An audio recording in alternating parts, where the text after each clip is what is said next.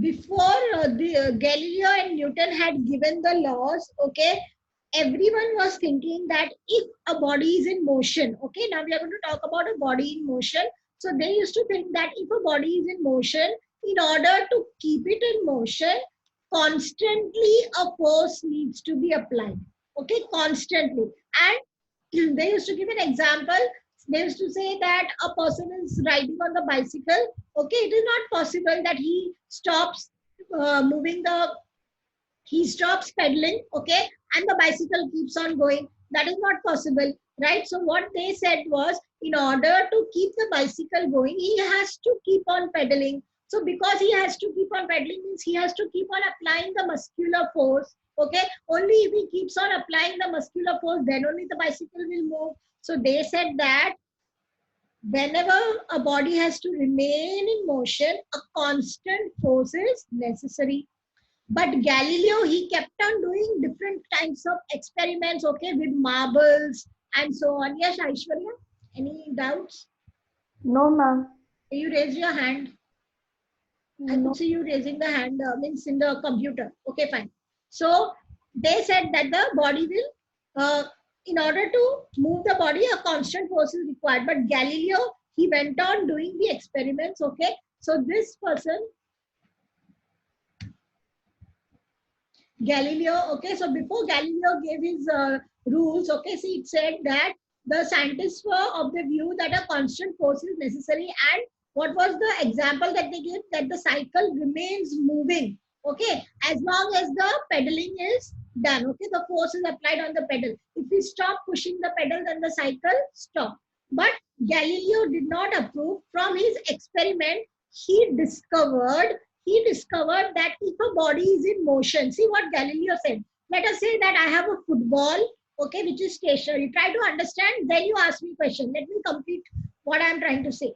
I have a football which is stationary, and he said that I kick the football. Now the football has been set in motion, right? Galileo said that the football will remain in motion forever and ever. Okay, it will not stop. According to his experiments, once the body has been set in motion, it will remain in motion and it will not stop at all, okay.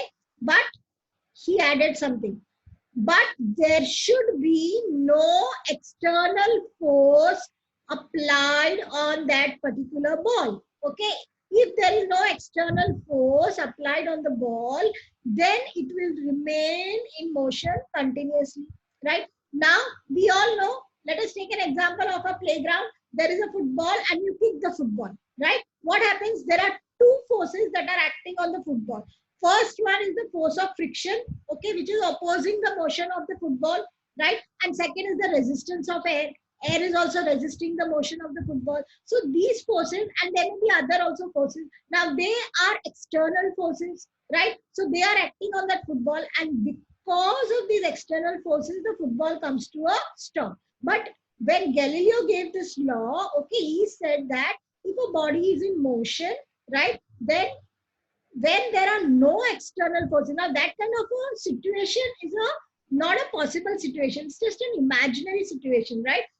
There is always a force of friction. There are always other resistive forces which are there, right? So in an imaginary situation where there are no external forces acting on the body, he said that the ball will keep on moving and moving forever. And yes, Rohan, 1 minute. And then he also said that if the body is at rest, okay, now he talked about a body in motion, then he said that if a body is at rest, okay, again, if there is no external force acting on the body, like let us say that at my home there is a table which is in the corner, okay, that table is at rest, okay, I hardly go and move the table, okay, because it is in the corner. So what happens is, even after a year, when I look at the table, it will be in that same position. Why is the table at rest after even 365 days? Because there has been no external force that has been applied on the table, right? So it remained at rest. So based on a few experiments, these were the two things which Galileo had said. But most it applies to not a real life situation, but an imaginary situation. Yes, Rohan, you can ask your question. Rohan? Ma'am, so body will Rohan, remain in motion continuously. I cannot hear Rohan. Your voice is totally breaking.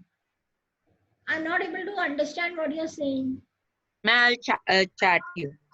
No, do one thing again. Say now I could hear. Again, I come on now. Say come on. Now I could hear. Come on, say Rohan. Ma'am. Yes, 1 minute. Rohan is saying. Rohan. Okay. Ma'am, in a vacuum, would Galileo, ma'am, in a Yes. vacuum, Yes, would a yes. body remain in motion as some forces applied? No. Even in vacuum, there will be friction. No, Rohan. He has talked about a total frictionless surface. In vacuum, there is going to be friction, right? So there will not be friction of air. Okay, friction of air will not be there. What about the lower part? There is a floor in vacuum, so there has to be friction. He has talked about a total imaginary situation of frictionless surface. Okay, see, try to understand, children. You will come to very many imaginary terms because physics itself is an imaginary subject. Okay, so you have to imagine situations and you have to work in that situation, right? We cannot take everything in a real life context, right? So many of the laws which have been given have been taken into consideration using a frictionless surface, an imaginary situation, okay, and the laws have been framed like that. Yes, Yashraj. Ma'am, before Galileo, that if that scientist that believe was true, then we had to kick the football until it moves second by second. Oh, no, he said that to keep it in motion. See, what the scientist said is you kick a football, right? The football starts rolling, but it is going to come to a halt. So you run behind the football as you feel that the football is trying to reduce the speed. Give it one more kick. Again, it will start moving. Then again, run. That is what they were trying to say. Keep on applying force at intervals. At intervals. See, when you're Excuse me, ma'am. yes, Ma'am, that's what I was saying that. Ma'am, Ma'am, a so frictionless surface can be space. frictionless surface. You can say space. No, but in space also, yeah. Ma'am, but Yes, you can say space, right? Because traces, the satellite ma'am, but it keeps has on. traces of gases. Yeah, it does have the things, right? So actually, they have just imagined a surface. That is what I'm trying to say. It's just an imaginary surface. Okay, they have imagined a scenario. Okay, where there and once I come to school, I will also show you the experiment that he had done relating to a frictionless surface. I will draw and I'll show it to you on the board how he had done that experiment relating to a total frictionless surface, Galileo, and he had come to certain conclusions, right? And based on those conclusions, he gave these two things that a body which is in motion will remain in motion till an external force, and that is correct also, right? See, if there was absolutely, you only think for yourself, if there was absolutely no friction, there was absolutely no resistance of air, there were no objects in between, that obstacles in between, then my football will keep on rolling, right? Who is going to stop the football from rolling? It will keep on rolling and rolling. So what theories they have given, ma'am, but they have, it may yes, stop. yes, Sometimes the ball may stop. no, why it will stop? Nobody is Frictionless stopping. surface, there's no Yes, resistance. there is nobody resisting the ball at all, so it will not stop. Okay, so let us continue now further. So he had said these two things. Now, what Newton did, he combined both the things. If Galileo gave these two laws, okay, he called them as laws of inertia, and Newton, what he did was he combined both the things. So these are the two laws that are written in red color, as you can see.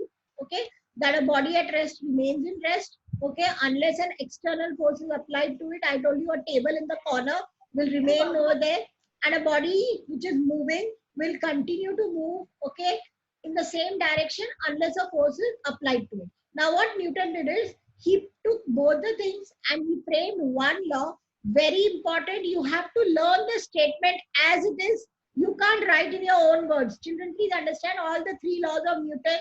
You will have to learn it in his own words. Otherwise, I cannot give you marks.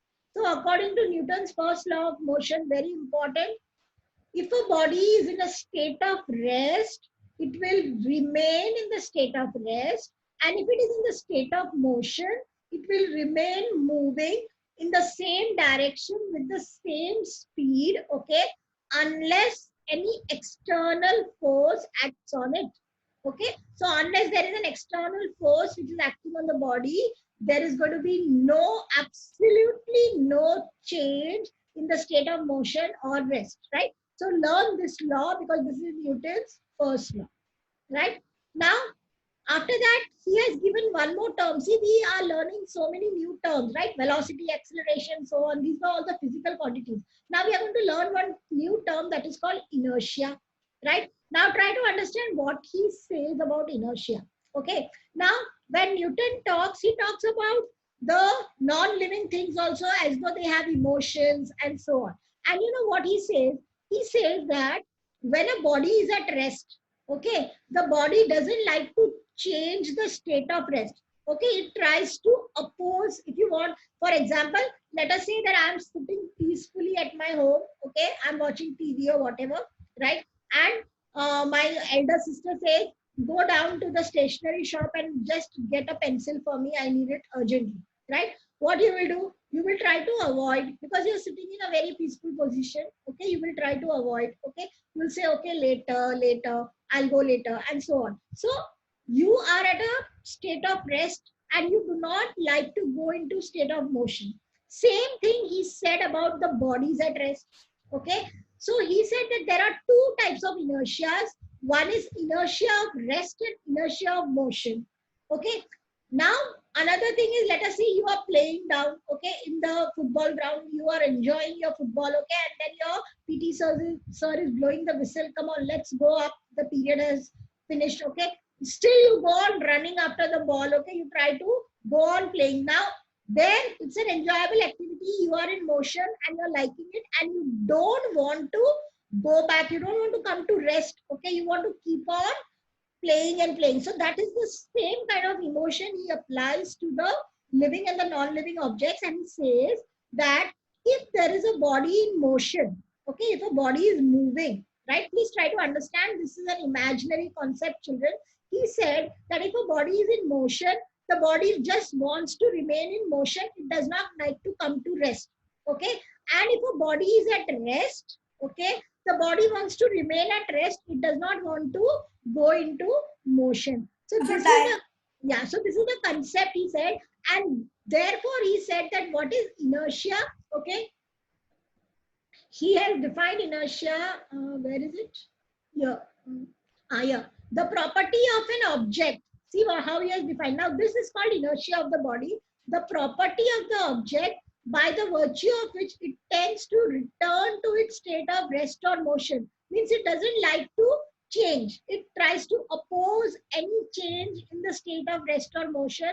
That is called inertia of the object. Okay. So if the object is in motion, it will take little time. It will take little time to come to rest. Okay. It will not suddenly want just come to rest. And similarly, the other thing. Yes, Toshin, ask me.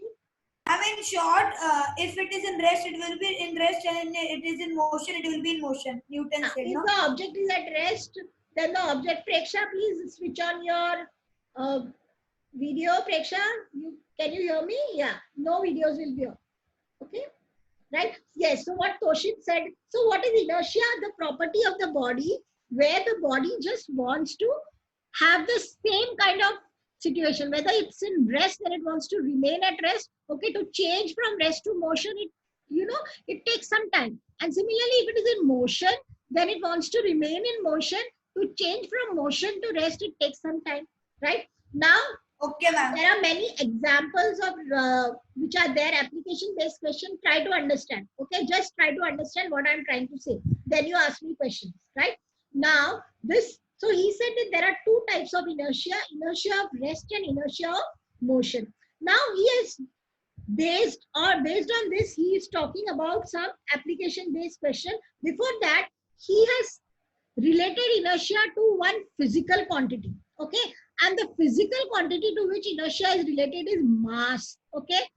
Inertia depends on mass of the object, okay. Now what he said is, if a body is at rest, okay, to put it in motion, okay, it doesn't want to go in motion, right? Now more is the mass, please try to understand, more is the mass of the body, more will be the inertia of the body, right? So it will be very difficult to change the state of that rest or motion of the body, right? Now let's take an example, right? There is a football that is stationary and there is a huge stone, okay, a heavy stone, okay, same shape of the football that is also stationary, right? Now both of them are in which inertia? They are in inertia of rest, right? Both want to remain in the inertia of rest. They do not want to change, right? Now I come and I want to put them both in motion, right? Now which is easier to be put in motion? Football. Football, right? Why? Because it has less inertia. Okay, more inertia means it is having more capacity to And remain. rock has Yeah, rock is having more inertia. Try to understand what I'm saying. Rock is having more inertia, so it is having more capacity to retain in whatever state it is. See, both are in the state of rest. They do not want to change the state of rest. Now, rock, I try to push the rock, but I cannot kick the rock, right? So, rock was able to retain the state of rest. It did not want to change and it could retain the state of rest. Now, why it could retain? Because of its mass, because it had high inertia. Because it has high inertia, so the rock could not be pushed, right? But the ball, okay, it had a low inertia, so I could easily change the motion. I could change the state of rest of the ball and put it in motion. So he says that the property inertia depends on one physical quantity, and that is mass. More is the mass of the body, more is the inertia. Now you can be asked in exam how they ask which of the following has more inertia. Okay, a 2 rupee coin or a 10 rupee coin. Now you know a 10 rupee coin is thick, 10 right? Yeah, Excuse a me, 10 rupee coin. Yes. if the are of similar weight and similar mass, then what will be the answer? Same inertia. If the mass is same, then same inertia. Okay. Now another question that is asked is who has more inertia, a cycle or a train? So what will be your answer? Who has more? Obviously a train, right? Because a train has more mass. Now there is a question I think in the book also that it is very difficult. Yes. Ma'am, but it also depends on the force which is applied, ma'am. Yeah. So Rohan, it depends on force. That means, you know what? If I want to move the train, okay. Now what Rohan has said, I'm going to use the context. Okay. Let us say I have a loaded truck. Rohan, you will answer me. Okay. I have a loaded truck that is standing, and I have a bicycle that is standing. Now Rohan, you tell me who has more inertia? Loaded truck and a bicycle. Who has more inertia? Tell me. Ma'am, the loaded truck. Okay, the loaded truck has more inertia because it has more mass, right? Now I am the single person. I want to move both of them, right? I go and apply force on the bicycle. I'm able to move the bicycle. The bicycle goes a little ahead, right? Then I go and apply force on the loaded truck. Am I able to move it, Rohan? No, ma'am. No. So what do? I call 10 people more.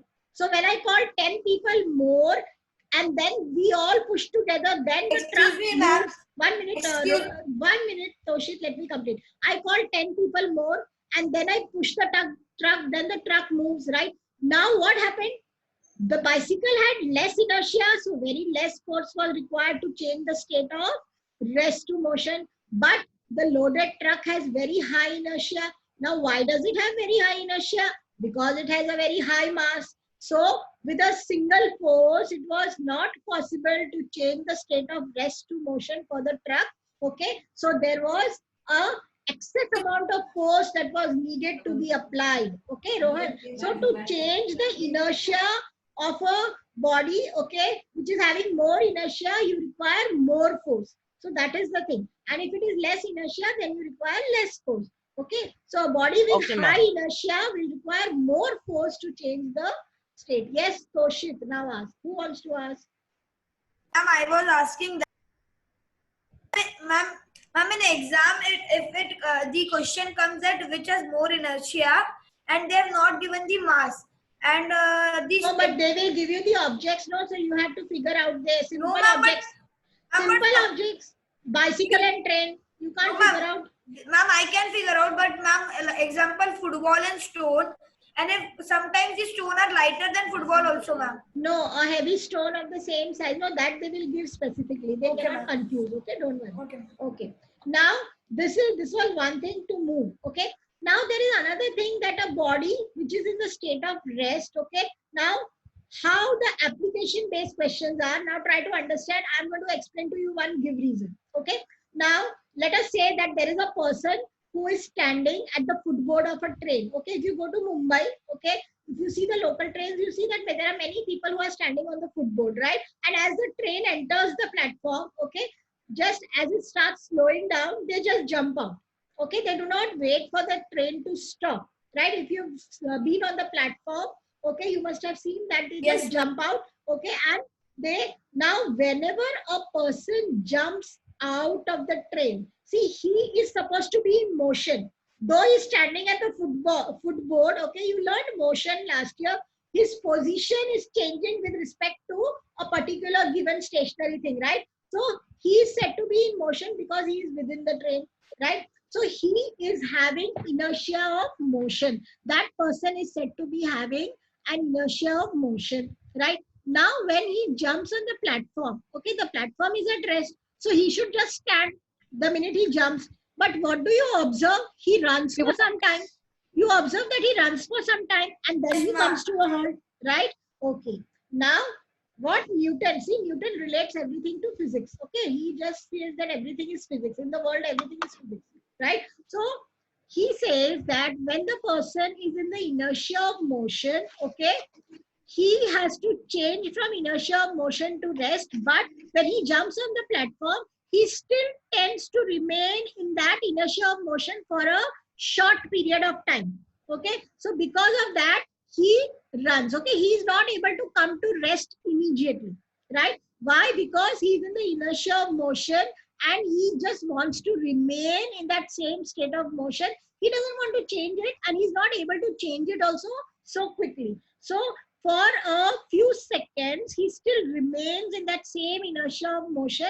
And then after that, he comes to the proper inertia of rest. So he runs for a few steps, okay? And then he stops on the platform, right? Now, one more example I will give, right? You are sitting in the bus, okay? The bus is moving, right? You're sitting in your school bus and the bus is moving. You're in which inertia? You're in inertia of motion, right? And you're nicely Yes. sitting and looking out, and suddenly there is a dog which crosses the path, so the driver has to brake. Now, the minute he brakes, you find that all of you get thrown in front because you are unaware, right? Now, what happened? The bus suddenly braked and it came to an almost a halt, right? That speed of the bus was affected, right? Now, what happened when the bus braked? The bus has almost come to a halt. Now, you are in the inertia of motion, right? Okay. Now, when the bus suddenly stops and it brakes, okay, suddenly the speed comes down, okay, you are in a same state of motion, right? And you take time to come to the state of rest, okay? So because of that transition, you get thrown in front, okay? You get thrown in front because you are not able to immediately change from the state of motion to state of rest, right? So this is the way he has explained, right? Now, I will ask you a question. Try to answer in the same way. There is a school bag of a person which is kept on the top rack, okay, of the bus, right? Okay, they are going, right? And suddenly the bus halts, okay? Due to some reason, it suddenly applies the brake and the school bag falls down. Now the question is why it falls down. Somebody will give me a proper answer like this only. Why the school bag or the falls down? Priyadarshini, Okay. give me the answer. Ma'am, can I answer? Priyadarshini is answering. Wait. Yes, Priyadarshini. Ma'am, because like the school bag is also in a state of motion. Yes, you say inertia of Suddenly motion. stops. Yes. Yeah. When the the school bus bag. suddenly stops, it has inertia, so it takes time to. Yeah, so it still remains. Very good, you have tried. Okay, the school bag is in the inertia of motion. Okay, it is also moving along with the bus, right? When there is a sudden brake applied, okay, the school bag is still in the inertia of motion. Okay, it remains in the inertia of motion and it takes time, okay, to come to rest. Okay, so because it is still in the inertia of motion, right? But the bus has come to a halt, so there is a mismatch, and because of that, it falls down. Okay, so the back comes down because it is still in the inertia of motion. It does not come to a halt, right? So These are the kind of examples that are asked based on inertia, and they are always asked in exam. There are many kinds of examples which are there, right? Now, there is an example of a tree and the fruits which are ripe.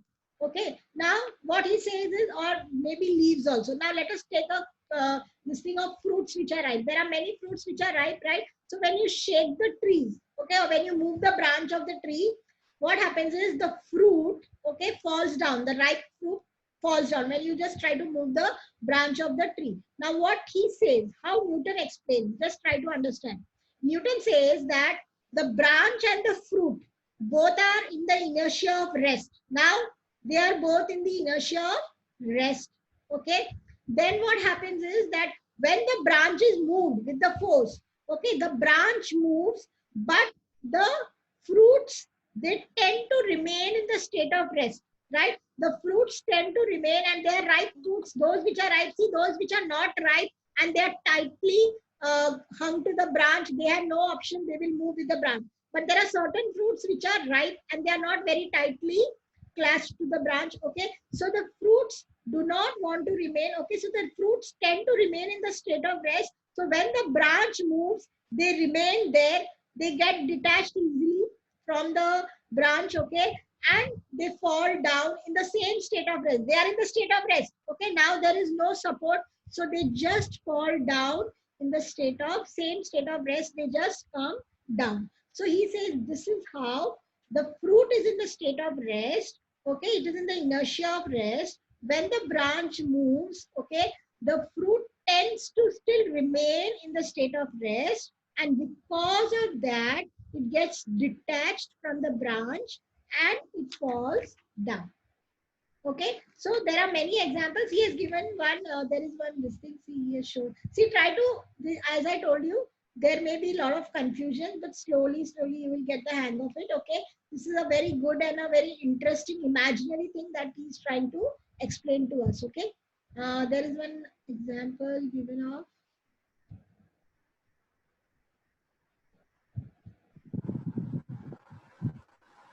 So there are two kinds of inertia. See over here, inertia of rest and inertia of motion. Okay. Now, see, there is one question. Yeah. Who's asking? Yes, ask. Who's asking? Ma'am, do we have to rejoin after the session is over? No, bacha, it is a 1 hour, no? So I will finish 10 minutes before. We'll take 50-minute session. Okay? So no problem. It's a 1 hour session. Okay, now see here. When a train suddenly starts moving forward, see the question. The passengers standing in the compartment tend to fall backwards. Now see, try to understand the same. I will tell you. Let us say you are sitting, your friend is driving the bike, you both are standing and you're sitting behind. Okay, your friend is in front and you're sitting behind. Okay, on the carrier on the bike, right? You're sitting behind. Now suddenly you are looking at the phone. Now without giving you warning, your friend, the bike is on only, you were just there, he suddenly gives the accelerator and he starts moving, right? Now what happens when he gives the accelerator and suddenly he starts moving? You will just be jerked behind. Okay, you will get one jerk behind, right? Now why do you get a jerk behind? Okay, why do they tend to fall backwards suddenly? What happens to you? You are in the inertia of rest. Okay, you say that you are in the inertia of rest, and when suddenly the train starts or when suddenly the bike starts, okay, you still remain in that state of rest. You do not come into the state of motion. Okay, so because of that, okay, because of that you get jerked forward. So whenever you are asked a question like this, okay, first you think, Excuse me, what was ma'am. the state, 1 minute question, you have to think what was the state of the person when the train suddenly started moving. Before the train started moving, the person was sitting, he was at rest. So you have to say that the person is at rest, and suddenly when the train starts moving, okay, here what is it given? Lower part of the passenger's body is in contact with the train. So the train starts moving, the lower part shares the motion, okay, but the upper part due to inertia of rest cannot share the motion, right? So no need of talking so much. You just have to, you just write 2 lines, that is more than enough, that the person remains in the inertia of rest. Okay, even though the train starts, he still remains in the inertia of rest, and he tends to remain in the same inertia of rest for some time, and that is why he falls backwards. Okay. Now this question is also very common. Try to understand the concept. When a hanging carpet is beaten with a stick, you all know that the dust particles come out of it when you beat it with a stick, right? Now, what is written is that the dust particles fall out. Now try to understand that the carpet is hanging. When you beat it with the stick, it is going to move. Just like the branch moved, the carpet is also going to move. So what is written over here? That the when the hanging, the part of the carpet where the stick comes in contact goes into motion, okay, but the dust particles, okay, are in the inertia of rest. So the carpet moves, but the particles are in the inertia of rest, and they tend to remain in the same position, okay. They don't move with the carpet. They remain there. The carpet moves, a few dust particles which are there, they remain there, and then from there, they just fall downwards, okay, because they are in the inertia of rest and they tend to remain in the same state of rest. They do not want to move with the carpet, right? So whatever dust particles remain over there, they do not move with the carpet, they just fall down. Yes, anybody wants to ask? Who has raised the hand? Ma'am, Yeah, Rohan. ma'am, in a moving train, if we jump, ma'am, would we fall down? No, if you jump, you will be on. See, what happens is there is one question which is given here for the moving train, that there is a simple thing that if there is a person who throws a ball up, okay, now the ball, where was he when he threw the ball? He was behind, right? The ball is in the air, but he is still able to catch the ball, right? Now, why is he able to catch the ball? Because the ball is also in the inertia of motion, because the ball was with him, okay, and the passenger is also in the inertia of motion. So when he throws the ball also moves forward, whereas the passenger also moves forward. So eventually, what happens is the ball falls in the passenger's hand itself, right? So same way, right? When you jump, okay, you will be also in the inertia of motion. The train down below, the train which is there behind you, that is also in the inertia of motion. You are also in inertia of motion. So you will fall in the same place. Okay, you will not fall somewhere behind. The same case with the ball, right? The ball, when you throw a ball in the air, it comes in your lap only, no? It will not go in the lap of the person behind you, right? It will go in your lap because both are in the inertia of motion. Both are moving forward. Okay, both are in the inertia of motion, so it will come in your lap, right? Ma'am? Yeah. Ma'am, but if we jump and the train starts suddenly, then we'll fall back. If you are in the, yeah, then you will fall. Yeah, surely. Even if you're standing, Rohan, even if you're standing and the train starts suddenly, you're going to fall back, right? Why? Because you are in Okay. the state of, you're in a different state. That is why.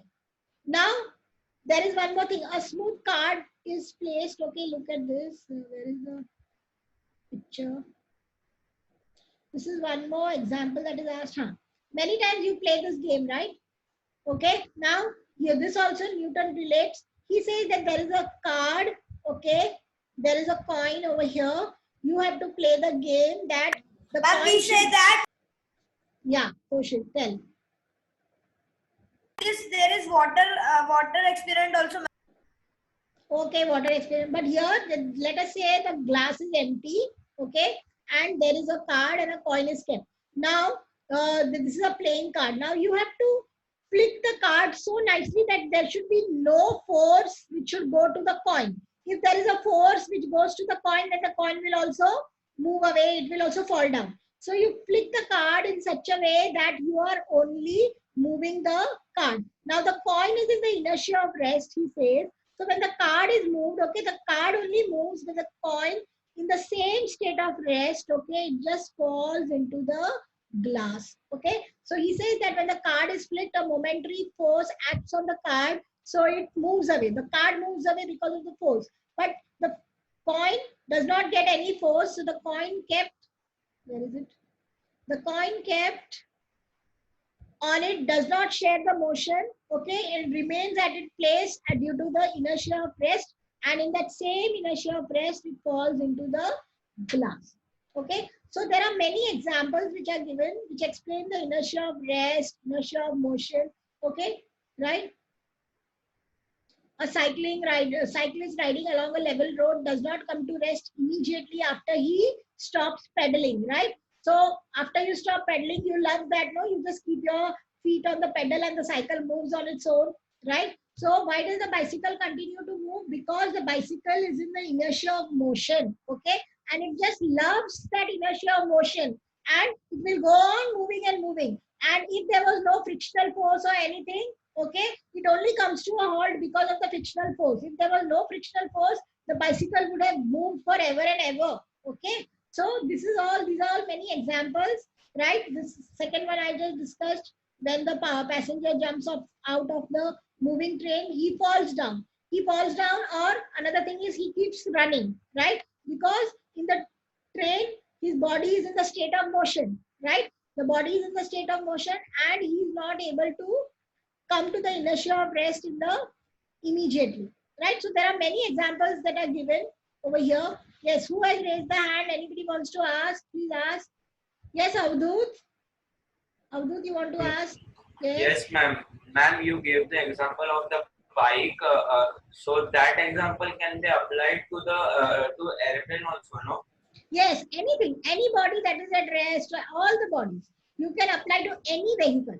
Correct. You can apply to any vehicle that you want. Okay, fine. Now quickly let us see the exercise, because then we'll start with 3C next time. Now, for most of the answers are given. Physical quantity which comes in motion with the body, that is force. Okay, right. Now, I want you to write the answer for the fifth one. What is Galileo's law of inertia? On page number 60, you are having the two points. Remember, I told you a body at rest wants to remains at rest, and the body in motion keeps on moving. That is Galileo's law of inertia. Sixth one, 5 stars, very important. State Newton's law of motion. You will please write it from the same page. Okay. Now, the next one, state and explain the law of inertia, or the Newton's first law of motion. So you can just give an example that according to Newton's law, if there was a body that was in motion, it would remain in motion if there was no frictional force, or if there was no resistance of air, it would just remain in motion. Okay, that is the thing. Now, 10th one, very important. It is very, very important. Okay. Okay, 8th one, sorry. What is meant by the term inertia? Definition is there of inertia. Please just go on writing. This has to be written in the book. Okay, right? The 5th one, the 6th one, the 8th one, it has to be written in the book. Okay, then 10th one, name the factor, right? Name the factor on which inertia of the body depends. Very important. Mass. Okay, right?